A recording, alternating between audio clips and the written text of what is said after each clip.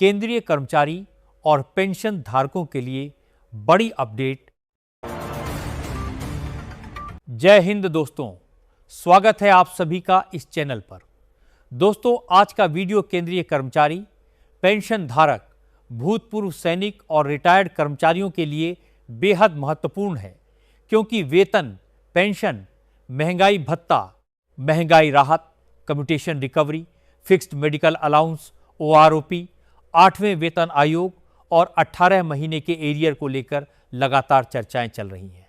लेकिन दोस्तों, एक बात ध्यान रखिए, सोशल मीडिया पर चलने वाली हर खबर सरकारी फैसला नहीं होती, इसलिए आज हम इन सभी मुद्दों को आसान भाषा में समझेंगे और यह भी बताएंगे कि किस बात को पक्की सरकारी जानकारी माना जाए और किसे केवल मांग या संभावना समझा जाए।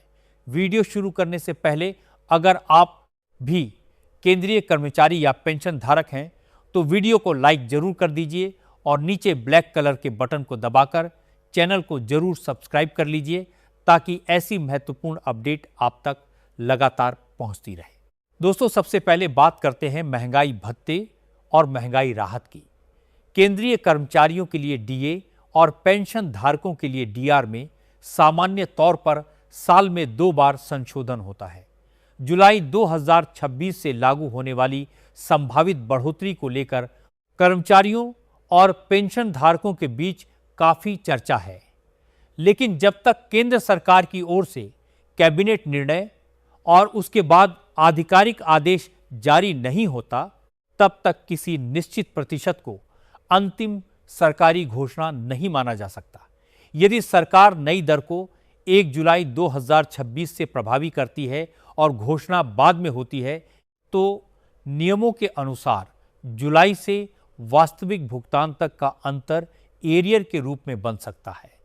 इसलिए दोस्तों, यहाँ सबसे ज़रूरी बात यह है कि आधिकारिक आदेश आने के बाद ही वास्तविक प्रतिशत और एरियर की पुष्टि होगी। अब बात करते हैं कम्यूटेशन रिकवरी की।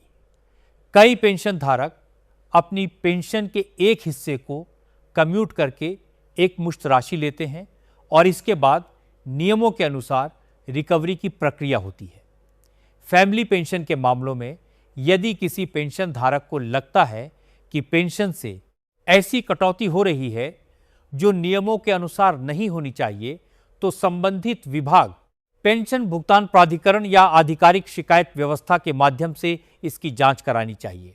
दोस्तों, किसी भी वायरल वीडियो या सोशल मीडिया पोस्ट के आधार पर अपनी पेंशन में कटौती को गलत मान लेना सही नहीं है।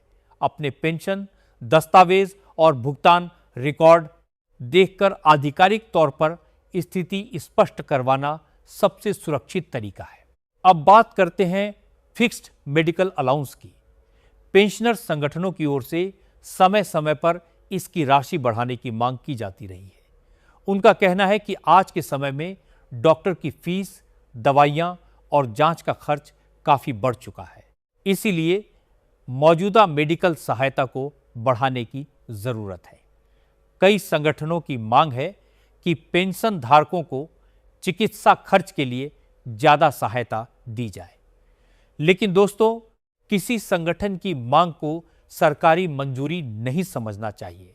जब तक सरकार की ओर से नई राशि का आधिकारिक आदेश जारी नहीं होता, तब तक वर्तमान नियम ही लागू रहेंगे। अब बात करते हैं ओआरओपी की।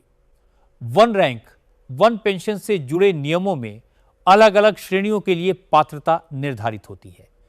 प्री मेच्योर रिटायरमेंट लेने वाले कुछ पेंशन धारकों की ओर से यह मांग उठाई जाती रही है कि उन्हें भी उचित परिस्थितियों में ओआरओपी के लाभ के दायरे में शामिल किया जाए।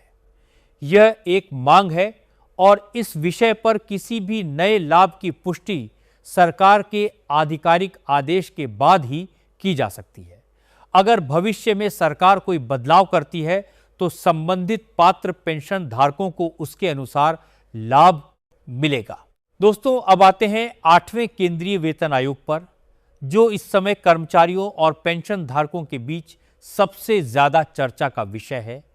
फिटमेंट फैक्टर, वेतन मैट्रिक्स, पेंशन संशोधन, मेडिकल अलाउंस, अतिरिक्त पेंशन और डीए, डीआर के फॉर्मूले में बदलाव जैसी कई मांगें सामने आती रही हैं, लेकिन फिटमेंट फैक्टर कितना होगा और पेंशन में कितनी बढ़ोतरी होगी, इसे अभी अंतिम नहीं माना जा सकता।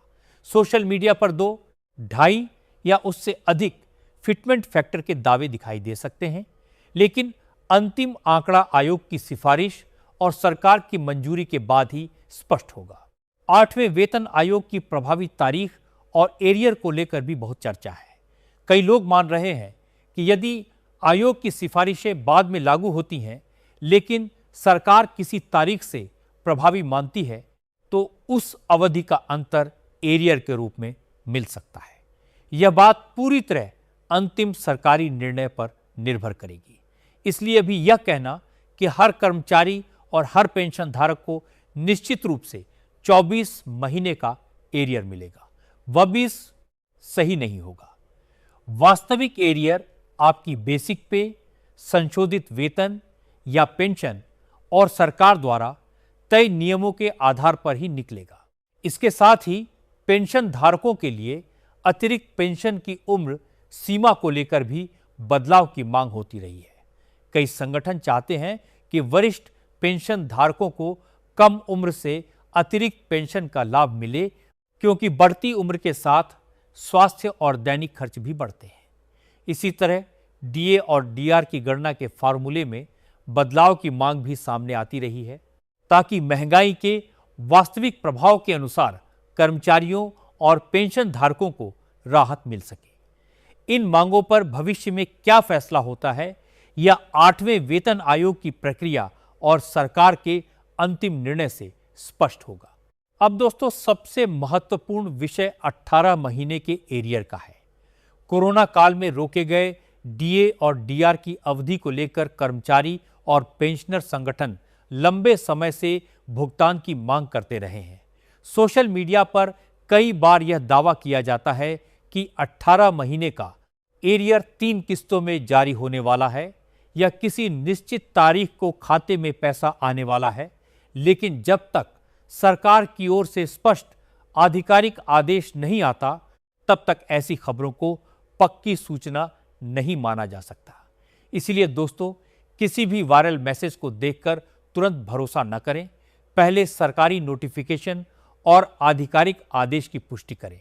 एक बार फिर दोस्तों, आपसे कहना चाहूँगा कि अगर आप केंद्रीय कर्मचारी, पेंशन धारक या भूतपूर्व सैनिक हैं और ऐसी महत्वपूर्ण जानकारी लगातार चाहते हैं, तो वीडियो को लाइक जरूर करें और चैनल को सब्सक्राइब जरूर कर लें।